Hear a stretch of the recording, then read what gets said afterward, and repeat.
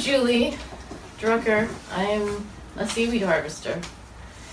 I just wanted to tell you a little bit how I got into it and a little bit of what it entails, and then I'm going to do a slideshow. The slideshow is going to run through, it's, you know, the iMovie with the little fancy music, and then I'm going to stop each slide and I'm going to talk about more particulars, and then I'm going to go into, I'm going to talk about the Upwelling System, which is why we have this amazing ecosystem on our coast here. And then I'm going to send samples around so you can try the seaweed and see which ones you like. And if you like them, I have a little store set up in the back you can purchase. Yeah. I'll talk quite a bit also about the nutrition of each and the different qualities of each, since they're all. I harvest about 7 varieties, and there are about 600 varieties on our coastline.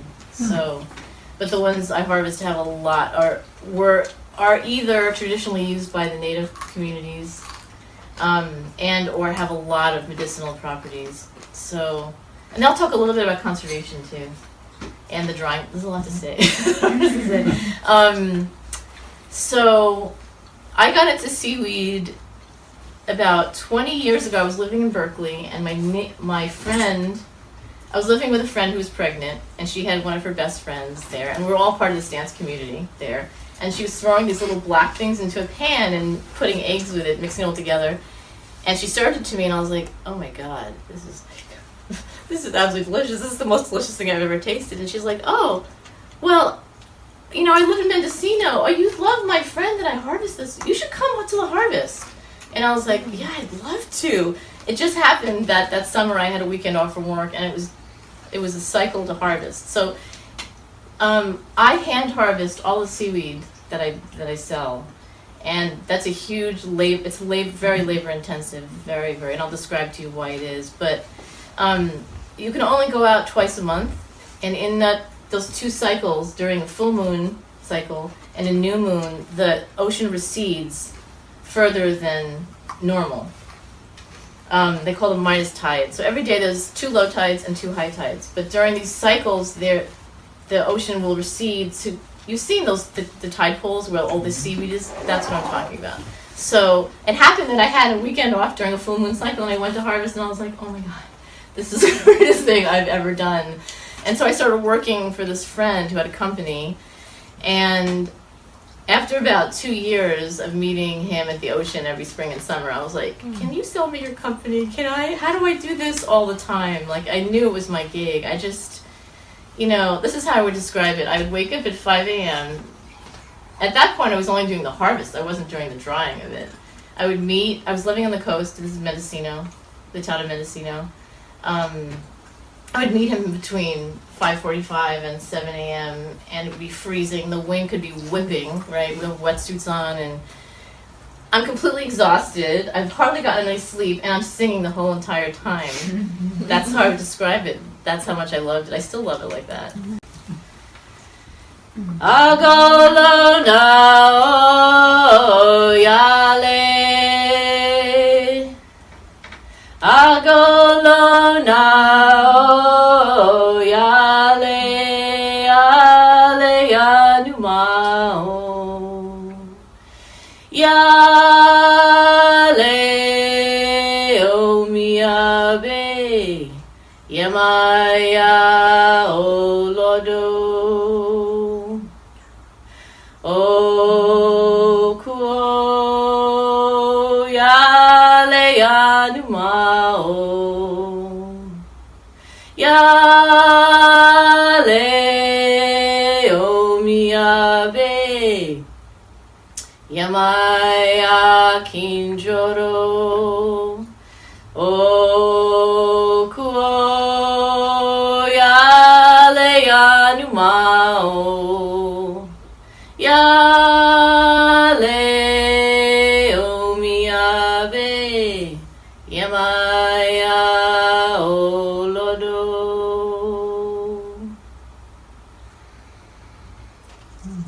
That was beautiful. So they call that the Seiko in their rishas, when they sing to the goddess of the ocean.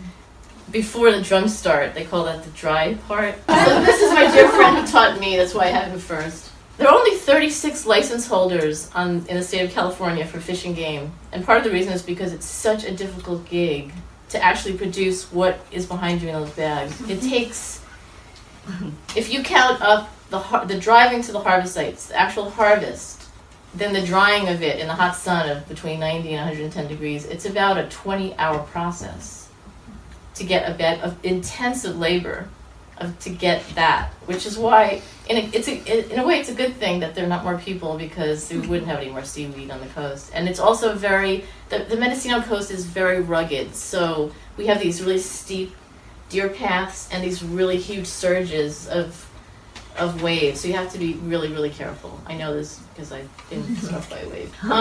These are really good friends that have come out for years, going down to Elk Beach. So we have wheelbarrows and bags and knives. This is something called feather boa. So on the table, I've made it into a circle so it comes out like this. It's long. Wow. I mean, it can be up to 30 feet long.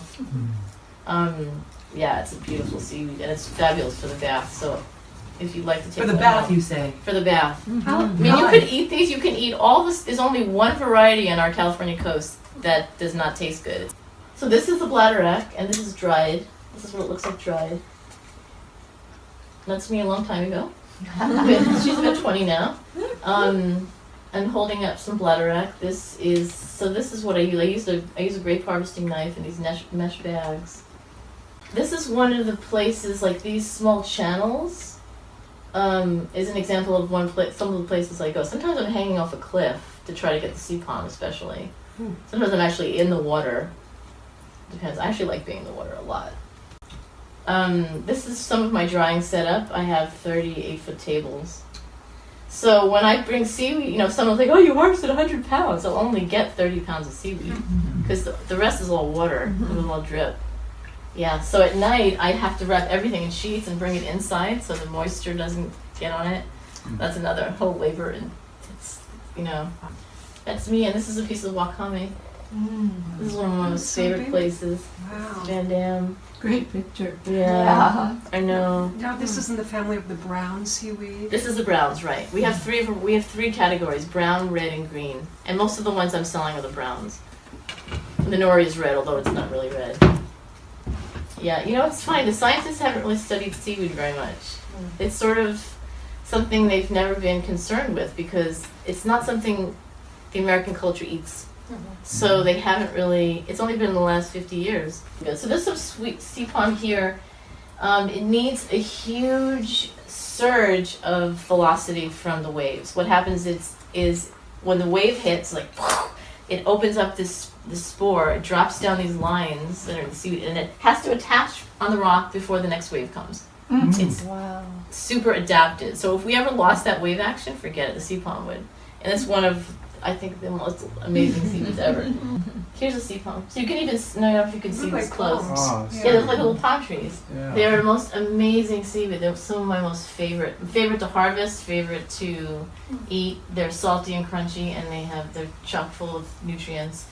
Yeah, it's a super, and what's amazing is that they protect each other. So when one's about to slough off of an older, so they grow like in redwoods, like this, protecting their young. If an older one's going to slough off, a new one's coming up in the middle in the same place. It's super incredible. This is me really happy one morning. This is something we call ocean ribbons. It's very hard to get. You can see this going on here. When you cook it, it cooks up like a pasta, and the water turns this color, like this green color. You feel like you're tripping. It's incredible. There's the palm trees. These are the palm trees, yeah. And the sea palm has a whole definite cycle of when you want to harvest it. I can go to the same place maybe twice in a season.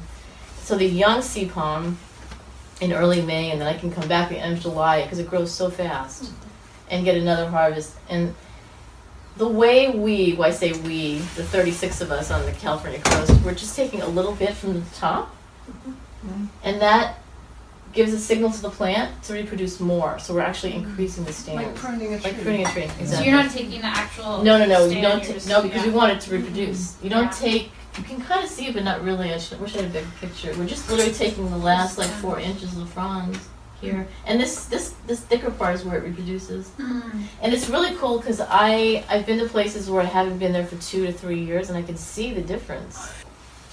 Here's me again. This is the headlands. I think it's the headlands in Mendocino.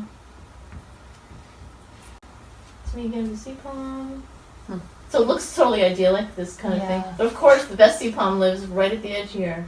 And one time I was too greedy, and I paid for it. I went too close to the edge, and this big rogue wave came and slammed me. Just took me and slammed me, and I was like, okay, mom. I don't want to do it again. And you were on the rocks. I was like splayed out on the rock like this. Because I was being greedy, and anyway, I don't go that close anymore. But a lot of the really best stuff lives right at the edge, and it looks really calm, but you have to watch constantly. It's very dangerous. You just have to be constantly watching. So this is the north side of Elk, and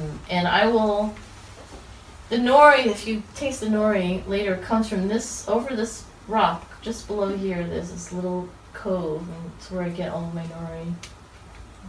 It's a beautiful spot, really beautiful. So you can even see in this picture, like, all this brown is all exposed seaweed here. And this is a really low tide. Normally it would be up here. So this is what I wanted to show you. This thicker top, and how it goes inside like that, that's its reproductive organ. And it has these lions where the spores drop down and attach. This is another area. This is that walking kelp that's showed up. In between here is coneweed. You can't see it that well in here. This is a really dear friend. We meet every year at the ocean. So this is that side of Elk that I was talking about. But this year, this is what I just was there. I was like, whoa. So every year it's a whole different, it's an adventure because I never know from one year to the next what it's going to look like. Every place that you go that's on a coastal community has a history and a current culture of seaweed, whether people eat it or not. Like I met an Irish woman who is the grandmother of one of my niece's friends, and she said, when I was a kid, in her very thick brogue, well, my grandmother used to make laver bread, which is our nori bread. So like people have a history, and the Hawaiians they still eat their seaweed. The Hawaiians don't have to dry it. We have to dry our seaweeds here because there's a phytoacid inside our brown seaweeds that you can't digest unless you dry them. So the native communities would make big bonfires on the beach. And then they would travel with that seaweed and trade it to other tribes all through the year. I have a huge jar of sea palm on the table, and I basically throw it on my eggs in the morning. I throw it on all the rice. I throw it into the rice. If I'm making miso soup, I throw it into the meat. If I'm cooking beans, I take a piece of kombu and I soak my beans with the kombu. Yeah. If I am making my quinoa, I throw a big piece of wakame into the water with the quinoa. I'll toast it, I'll roast it, I'll make, if I'm roasting vegetables, I lay strips of kombu and wakame on top of the roasted vegetables. So when you can think of it as, and I'm a really lazy cook, like I just want it to be simple and fast. So when you think of baking, steaming, grinding, sauteing, all of that is opportunities for seaweed. This is probably the best quality that I've harvested all season. I wanted to bring it to you. It's because it was so hot when I dried it. It was over 100 degrees that day. It's been really hot where I live. In some ways, it's really great for the city. This is the Bladderack, and the Bladderwrack is a super medicinal seaweed. It balances thyroid. So if you're hypothyroid or hyperthyroid, it will balance it. It's the second ingredient in every herbal thyroid over the counter. This is our wakame. This is our California wakame. That's just harvested. Everything I'm giving you has been harvested in the last month. It's got a lot of calcium in the wakame. A lot of calcium. It's supposed to keep your hair black. It's supposed to keep your hair in. Like I went through a phase in like I was losing my hair. I don't know if it was stress, and I started eating. It really helped. So this is it has a thicker cell wall. Just know that it's not as easy to use as sea palm, and it's mucilaginous, right? So it's a little slimy. If you don't like slimy, just take a little bit. call it. But so this is sweet. It has all these polysaccharides in it. It's delicious. So I want to talk about the upwelling system. So I want you to picture this. If I had a bowl of water right here, and I put some dye, like green dye, in the water, right, and it would do something like kind of filter down, and there was a what do you call it? A fan, and that fan was going to go across the water. You'd see the green dye sort of like fill the entire pool, and then the entire thing would get bright green. That's what the upwelling is. That whirring sound is the wind coming off the coast. We call it the westerlies. When that wind pattern hits the ocean, it does this thing where it makes the nutrients like do this. And all those nutrients that go from the bottom to the top cause all of the seaweed to be nourished, to exist, basically. Oh, wow. So all of these varieties only exist between Vancouver and Monterey. Thank you so much for Thank your you. presentation. You're welcome.